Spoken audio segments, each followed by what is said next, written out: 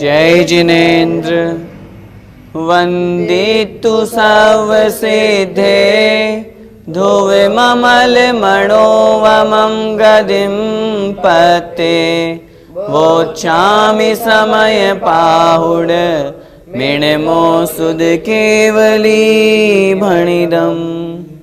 पंच परमेष्ठी भगवान की जय हो। समय सार जी ग्रंथादिराज का हम बंधाधिकार समझ रहे हैं। पिछली ज्ञानशाला की कक्षा में हमने समझा किस प्रकार जीव संकल्प विकल्प करके कर्मों का बंध करता है।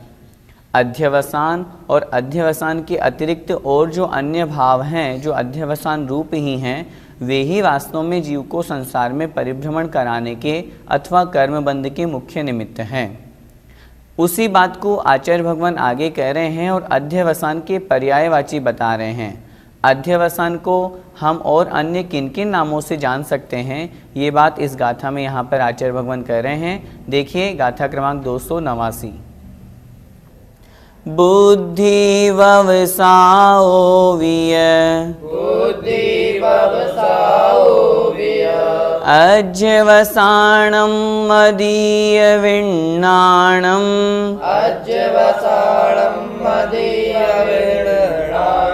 एकट्ठमेव सौवम् चित्तं भावोय परिणामो। बोलिए बुद्धि ववसाओ विय अज्यवसाणं मदीय विण्णाणम् एकट्ठमेव सौवम् चित्तं भावोय परिणामो। बुद्धि ववसाओ विय अज्यवसाणं मदीय विण्णाणम् एकट्ठमेव सौवम् चित्तं भावोय परिणामो। अध्यवसान के और कौन कौन से नाम हैं वही बात यहाँ कह रहे हैं। देखिए अध्यवसाय बुद्धि ववसा ओवीय, बुद्धि अर्थात बुद्धि, ववसा ओवी अर्थात व्यवसाय। बुद्धि यह मतलब और व्यवसाय, अध्यवसाणम और अध्यवसाय, मदी अर्थात मति यह मतलब और विण्णाणम अर्थात विज्ञान जानना। हम जो यहाँ पर गाथा पढ़ रहे हैं ये उन सब के एकार्थवाची अर्थात पर्यायवाची हैं। एकट्ठमेव सव्वम आचार्य भगवान कह रहे हैं एकट्ठम एव, ये सब एकार्थवाची ही हैं, एक ही अर्थ को कहने वाले हैं। सव्वम मतलब सभी। सभी कौन? जो पहला शब्द हमने पढ़ा बुद्धि, वहाँ से लेकर परिणामों परिणाम तक।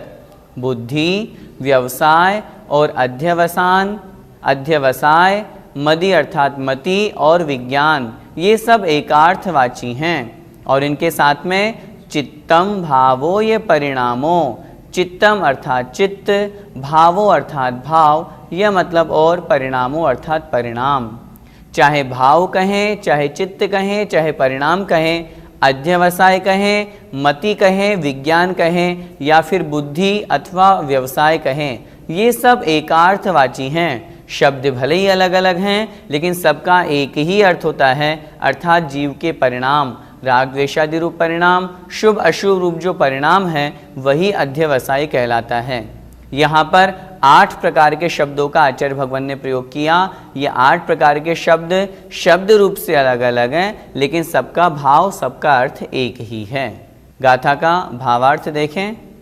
बुद्धि, व्यवसाय, अध्यवसान, मति, विज्ञान, चित्त, भाव और परिणाम, ये सब नाम एक ही अर्थ के वाचक हैं। इनमें से 2-3 शब्द थोड़े से कठिन हैं, उन्हें हम समझेंगे। इसके अलावा जैसे बुद्धि अर्थात जो मति है, मति और बुद्धि एक ही शब्द के अर्थ के वाची हैं, फिर भी यहाँ अलग अलग दिए हैं। बोधनम अर्थात ज्ञान होना, चित्त अर्थात जहाँ पर चिंतन किया जाता है, भाव जीव के परिणाम, जहाँ संकल्प विकल्प रूप परिणाम है वे परिणाम है, जहाँ भाव है। इस तरह ये शब्द एकार्थवाची ही हैं। भैया जी, व्यवसाय से क्या तात्पर्य है? जानने मात्र के रूप को व्यवसाय कहते हैं। यहाँ पर यह व्यवसाय भी अध्यवसान का पर्यायवाची है।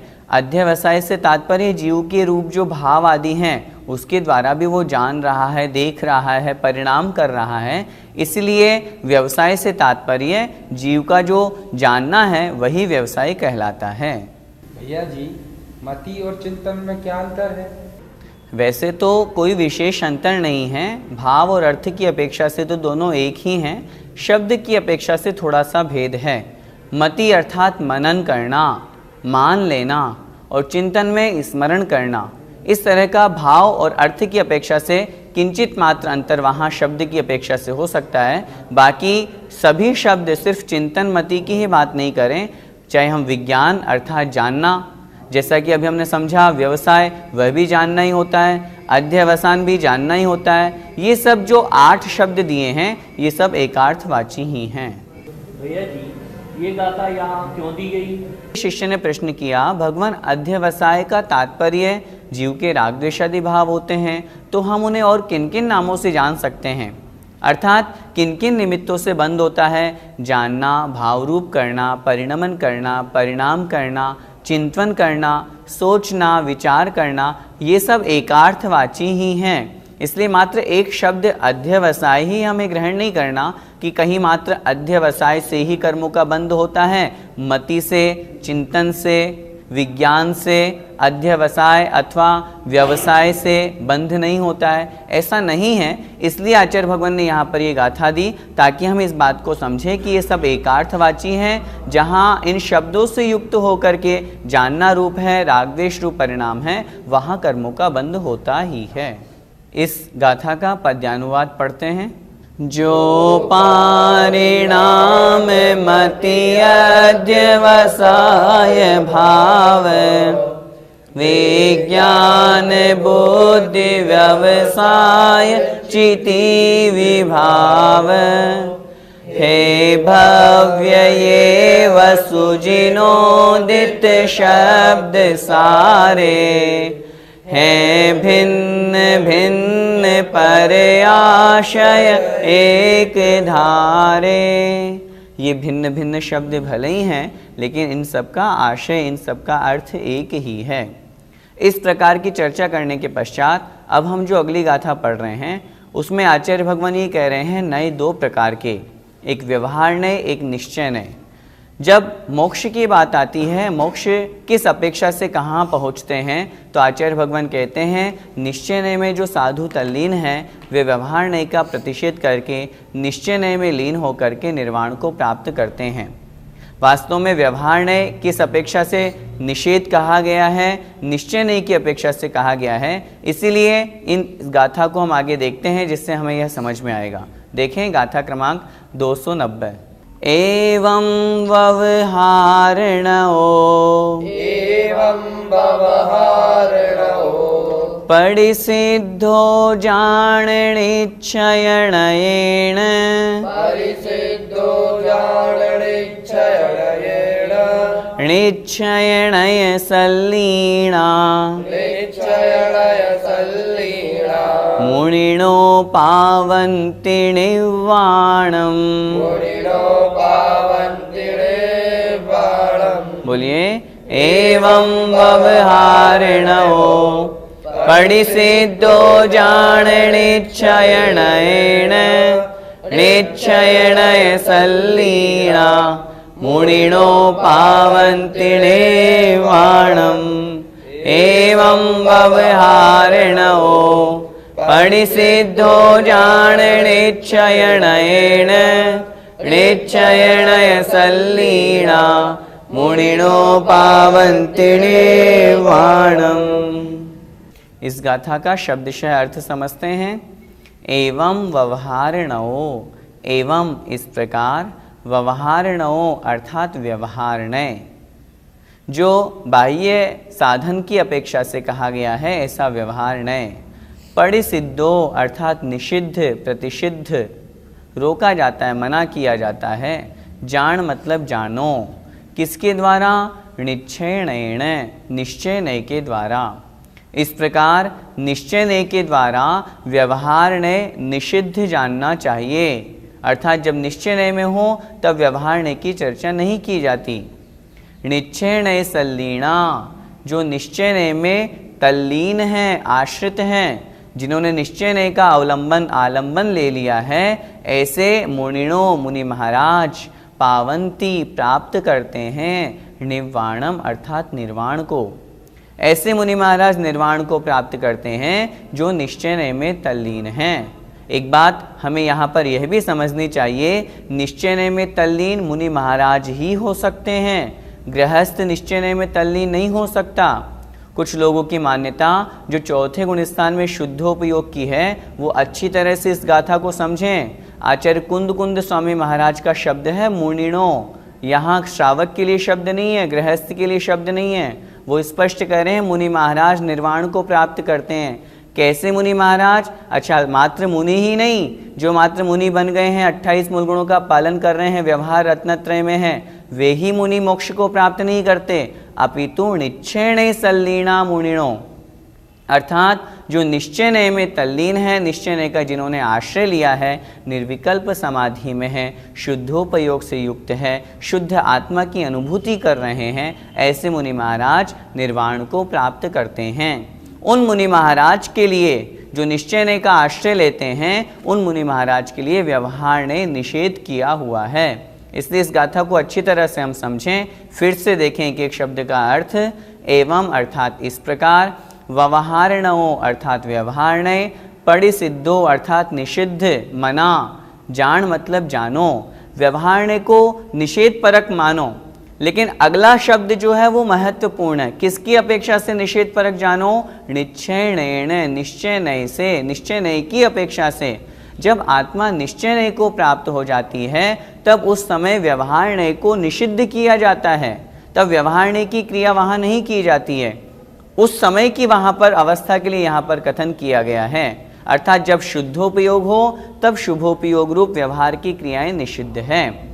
वास्तव में जो निश्चय नय का आश्रय लेते हैं, ऐसे मुनि महाराज निर्वाण को प्राप्त करते हैं। इस गाथा का भावार्थ देखें। इस प्रकार व्यवहार नय निश्चय नय के द्वारा निषिद्ध जानो, इस प्रकार निश्चय नय के आश्रित मुनि निर्वाण को प्राप्त होते हैं। जो निश्चय नय का आश्रय लेते हैं, शुद्ध आत्मा की अनुभूति करते हैं, वही मुनि महाराज मोक्ष पद को प्राप्त करते हैं। भैया जी, व्यवहार नय का निषेध कब किया जाता है? जब निश्चय नय का आश्रय लिया जाता है, तब व्यवहार नय का निषेध किया जाता है। क्या मतलब? कहने का तात्पर्य यह है, कोई मुनि महाराज हैं, रत्नत्रय का पालन कर रहे हैं, स्वाध्याय कर रहे हैं, प्रतिक्रमण कर रहे हैं, प्रवचन दे रहे हैं, सामायिक कर रहे हैं, उस समय वे व्यवहार नय के आश्रय से हैं। लेकिन जैसे ही वो सामायिक और ध्यान अवस्था से प्राप्त होकर के अपनी आत्मा की अनुभूति में डूब जाते हैं, शुद्धोपयोग को प्राप्त हो जाते हैं, तब उस अवस्था को निश्चय नय की प्राप्त अवस्था कहा जाता है। उस समय व्यवहार नय का निषेध किया जाता है। आचार्यों ने शास्त्रों में लिखा, हम जो महान मुनि महाराज आचार्य भगवान कुंद कुंद स्वामी महाराज का शास्त्र पढ़ रहे हैं, इसमें भी आचार्य भगवान ने स्पष्ट लिखा, उस समय उस अवस्था में जब वो मुनि महाराज अपनी शुद्ध आत्मा की अनुभूति कर रहे हैं, उस अवस्था में उन मुनि महाराज के लिए वे प्रतिक्रमण, वह स्वाध्याय, वह सामायिक विष कुंभ है। उन्हें उस समय उस तरह का विकल्प नहीं करना चाहिए कि अब मेरे सामायिक का समय आ गया। क्यों? क्योंकि वे उससे उत्कृष्ट दशा को प्राप्त हैं, वे निश्चय नय की दशा को प्राप्त हैं। जब निश्चय नय की दशा को प्राप्त है, तो फिर व्यवहार नय में क्यों जाना? इसलिए नहीं जाना क्योंकि वे उससे उत्कृष्ट अवस्था को प्राप्त हैं। साधन और साध्य दो चीज़ें हैं, व्यवहारण्य साधन है, निश्चयनय साध्य है। निश्चयनय तक पहुंचने के लिए ही तो वो सामयिक व्रत उपवास कर रहे थे, और जब वहां पहुंच गए तो फिर उससे डाउनफॉल में थोड़ी ना उनको जाना है। इसलिए जो निश्चयनय में तल्लीन है उन मुनि महाराज के लिए व्यवहारण्य निषेध किया जाता है। जब तक हम और आप निश्चयनय को प्राप्त नहीं होते तब तक तो हमें तो व्यवहार का ही आश्रय लेना है। यदि हम व्यवहार को झूठा मान करके उसका आश्रय छोड़ देंगे, निश्चयनय में तल्लीन नहीं होंगे, तो फिर जाएंगे कहाँ पर। इसलिए आर्त रौद्र ध्यान से बचने के लिए हमें व्यवहारण्य रूप शुभोपयोग आदि जो हैं उनका आश्रय लेना चाहिए। भैया जी, क्या व्यवहारण्य से मोक्ष नहीं होता? मोक्ष जब भी होगा उन्हीं मुनि महाराज को होगा जो निश्चयनय का आश्रय लेकर के अपनी आत्मा की अनुभूति कर रहे हैं, शुद्धोपयोग को प्राप्त है, कषायों का जहाँ रंच मात्र भी शेष नहीं है, वीतराग अवस्था जहाँ प्राप्त हो गई है, उस निश्चयनय से आश्रय लेने वाले जो मुनि महाराज हैं उन्हीं को मोक्ष होगा। अब प्रश्न है व्यवहारण्य से क्या नहीं होगा? व्यवहारण्य से भी मोक्ष होगा। आचार्यों ने मोक्ष मार्ग दोनों प्रकार का कहा है, व्यवहार का भी और निश्चयनय का भी। ऐसा नहीं है कि व्यवहारण्य का मोक्ष मार्ग झूठा मोक्ष मार्ग है, लेकिन व्यवहार मोक्ष मार्ग साधन है, निश्चय मोक्ष मार्ग साध्य है। उस निश्चय मोक्ष मार्ग तक रत्नत्रय की अभेदता तक पहुँचने के लिए व्यवहारण्य रूप मोक्ष मार्ग का सहारा लेना ही पड़ेगा। जब तक व्यवहार रूप मोक्ष मार्ग नहीं आएगा तब तक निश्चय अवस्था कैसे प्राप्त होगी? जब तक सम्यक दर्शन, सम्यक ज्ञान, सम्यक चारित्र का पालन नहीं होगा तब तक शुद्ध आत्मा की अनुभूति कैसे होगी? हाँ, एकांत पक्षियों के अनुसार तो हो सकती है, वो तो घर में बैठे बैठे आंख बंद करते हैं और आत्मा का ध्यान करते हैं। ऐसे मोक्ष मार्ग नहीं बनता। मोक्ष मार्ग प्राप्त करने के लिए सम्यक दर्शन, सम्यक ज्ञान और सम्यक चारित्र तीनों की एकता आवश्यक है। अभी चतुर्थ गुण स्थान में सम्यक दर्शन और सम्यक ज्ञान ही हुआ है, अभी चारित्र रंच मात्र भी नहीं है। पांचों पाप अभी वह जीव कर रहा है। एक देश त्याग करेगा तो एक देश चारित्र होगा। जब पूर्ण रूप से पापों से छूटेगा तो वह जीव महाव्रतों का पालन करेगा, तब उस जीव का व्यवहार मोक्ष मार्ग प्रारंभ होगा, और वही व्यवहार मोक्ष मार्ग को ग्रहण करके वह जीव निश्चय मोक्ष मार्ग में पहुंचेगा, तब जाके वह निर्वाण को प्राप्त करेगा।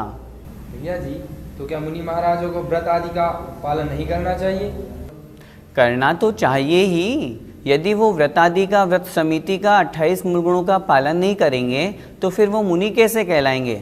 लेकिन उस व्रत आदि के पालन करने में ही मोक्ष मिल जाएगा, ऐसी धारणा भी नहीं बनानी चाहिए। समय सार जी महान ग्रंथादिराज में क्या लिखा हम जो पढ़ रहे हैं, ये सब व्रत आदि के कारण से कर्मों की निर्जरा तो होती ही होती है, लेकिन साथ में बंध भी होता है। शुभ उपयोग होने के कारण से वहाँ कर्मों का बंध भी होता है। कर्मों के बंध से कब रुक सकते हैं? जब इन व्रतादि से भी उच्च अवस्था जो ध्यान है वहाँ पहुँच करके अपनी शुद्ध आत्मा की अनुभूति की जाती है, वहाँ कर्मों की निर्जरा होती है और कर्मों के बंध से रुका जाता है। इसलिए मुनि महाराज को चाहिए, वे मुनि बने हैं अपनी आत्मा के कल्याण के लिए। आचार्य भगवान ने यहाँ बहुत जगह, बहुत बार, बहुत स्पष्ट लिखा है, मुनियों को चाहिए वे अपनी निर्विकल्प समाधि में स्थित हों। अब निर्विकल्प समाधि में अधिक से अधिक अंतर्मुहूर्त रहेंगे, उसके बाद में तो शुभोपयोग में आएंगे ही आएंगे। तो शुभोपयोग में उन्हें व्रतादि का पालन तो करना ही है, करेंगे ही करेंगे, तब तो वे मुनि कहलाएंगे। यदि वे सोचें कि नहीं मुझे तो मात्र शुद्धोपयोग में ही रहना है, शुभोपयोग और अशुभोपयोग तो है, तो ऐसी अवस्था तो मात्र अंतर्मुहूर्त के लिए ही बनेगी। उसके बाद में तो उन्हें नियम से शुभोपयोग में आना ही पड़ेगा, और अगर वो उसे भी है ही मान लेंगे तो फिर अशुभोपयोग की तरफ जाएंगे। इसलिए शुद्धोपयोग का चिंतन करें, मुझे शुद्धोपयोग में जाना है, आत्मस्वरूप में लीन होना है। जब उस अवस्था में पहुंच जाएं तब फिर शुभोपयोग की चिंता नहीं करें, व्रत आदि की चिंता नहीं करें, और फिर जब शुद्धोपयोग से च्युत अवस्था हो, आत्म ध्यान से लीनता से वह छूटें, तो व्रत आदि जो 28 मूल गुण हैं उनका निरतिचार पालन करें। वास्तविकता यही है, इसे ही समझना चाहिए। भैया जी, वर्तमान में तो निर्विकल्प समाधि है नहीं, तो मुनि बनने से क्या मतलब? आप ये कैसे कह सकते हैं कि वर्तमान में निर्विकल्प समाधि नहीं है? निर्विकल्प समाधि दो प्रकार की, एक तो ध्यान ध्याता आदि रूप से विकल्प का जहाँ त्याग हो गया वह निर्विकल्प समाधि, एक इष्ट अनिष्ट बुद्धि रूप जहाँ विकल्प है उसका जहाँ त्याग हो गया वह निर्विकल्प समाधि दूसरे प्रकार की। जहाँ ध्यान ध्याता की अपेक्षा से विकल्प है वो विकल्प जहाँ मिट जाता है वह निर्विकल्प समाधि किस प्रकार की होती है? छेड़ाला में पंडित दौलत राम जी ने कहा है, जहाँ ध्यान ध्याता ध्येय को न विकल्प वच भेदन, जहाँ चिद्भाव कर्म चिदेश करता चेतना क्रिया तहाँ, तीनों अभिन्न अखिन्न शुद्ध उपयोग की निश्चल दशा, प्रगति जहाँ दृग ज्ञान व्रतिये तीन धा एकई लसा। ये 4 पंक्तियाँ पंडित दौलत राम जी ने 6वीं ढाल में कही है। इसमें यही बताया गया है कि जहाँ ध्यान ध्याता और ध्येय इन तीनों में विकल्प नहीं रहता, चिद भाव चेतन आत्मा का भाव ही स्वभाव ही कर्म है, चेतन आत्मा ही करता है, चेतन आत्मा ही क्रिया है, तीनों अभिन्न हैं अखिन्न हैं, जहाँ शुद्धोपयोग की निश्चल दशा प्रकट हो रही है। और आगे कह रहे हैं जहाँ पर सम्यक दर्शन सम्यक ज्ञान सम्यक चारित्र्य तीनों की एक रूपता है, वास्तव में वही निर्विकल्प समाधि है, वही शुद्धोपयोग है। एक प्रकार की निर्विकल्प समाधि यह है। दूसरी प्रकार की निर्विकल्प समाधि जो इष्ट अनिष्ट रूप आदि जो विकल्प होते हैं उन विकल्पों से रहित होना, यह निर्विकल्प समाधि होती है।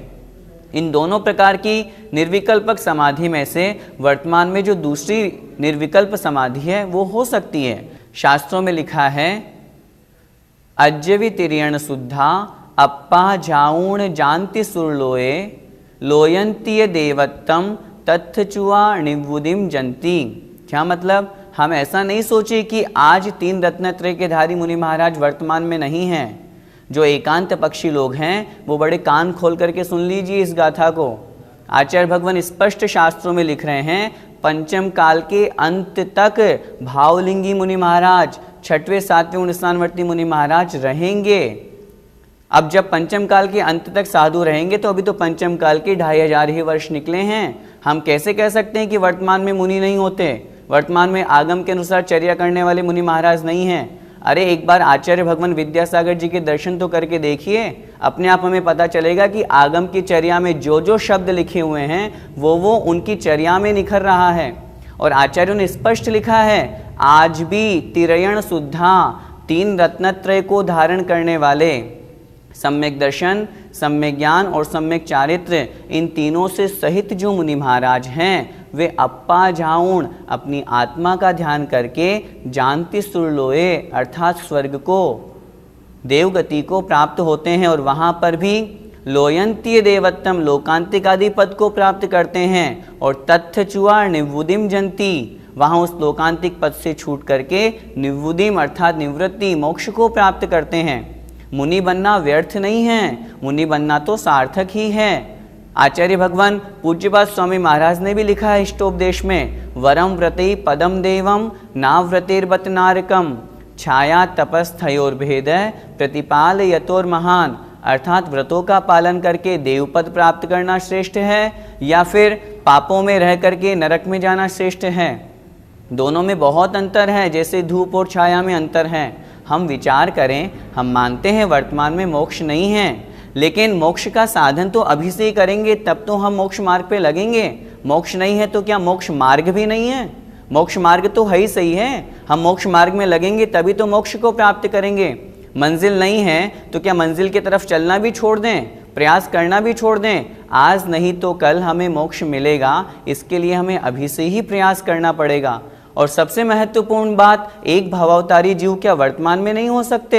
जैसा कि गाथा में बताया, सोधर्म इंद्र है, शची इंद्राणी है, लोकांतिक देव है, या यहाँ से मरण को प्राप्त होकर के मुनि महाराज उस पद को प्राप्त करते हैं और फिर वहाँ से निकल करके मनुष्य पर्याय को धारण करके नियम से मुनि बन करके मोक्ष पद को प्राप्त करते हैं। इसलिए निर्विकल्प समाधि वर्तमान में भी है और निर्विकल्प समाधि के निमित्त से मोक्ष पद प्राप्त करना वर्तमान में संभव है। फर्क सिर्फ इतना है, अभी इस भव से पंचम काल से साक्षात मोक्ष नहीं मिलेगा, लेकिन 1-2 भवों में नियम से वह जीव मोक्ष पद को प्राप्त करेगा। इसलिए इस गाथा को हमें अच्छी तरह से समझना है। व्यवहार नय है किन के लिए है? जो निश्चय नय में तल्लीन है, जो निश्चय नय में तल्लीन नहीं हैं, उन जैसे हम लोगों के लिए अभी व्यवहार नय ही उपादेय है। निश्चय रत्नत्रय तक पहुंचना है, लेकिन उसके पूर्व व्यवहार रत्नत्रय को धारण करना है, शुभोपयोग को ग्रहण करना है, ताकि हम हमेशा धर्म ध्यान में लगे रहें और अशुभोपयोग से बचें। इस गाथा का पद्यानुवाद देखें। है नित्य निश्चय निषेधक मोक्ष दाता, होता निषेध व्यवहार मुझे न भाता। लेते सुनिश्चय नयाश्रय संत योगी, निर्वाण प्राप्त करते तज भोग भोगी। हमें भी लक्ष्य तो निश्चय नय का ही बनाना है कि हम निश्चय नय को प्राप्त हों, लेकिन जब तक वहाँ नहीं पहुँच रहे हैं तब उस निश्चय नय का जो साधनभूत व्यवहार है उसका भी बहुत अच्छी तरह से पालन करें और अपनी इस आत्मा का कल्याण करें, इस मनुष्य पर्याय को सार्थक करें। जय जिनेंद्र।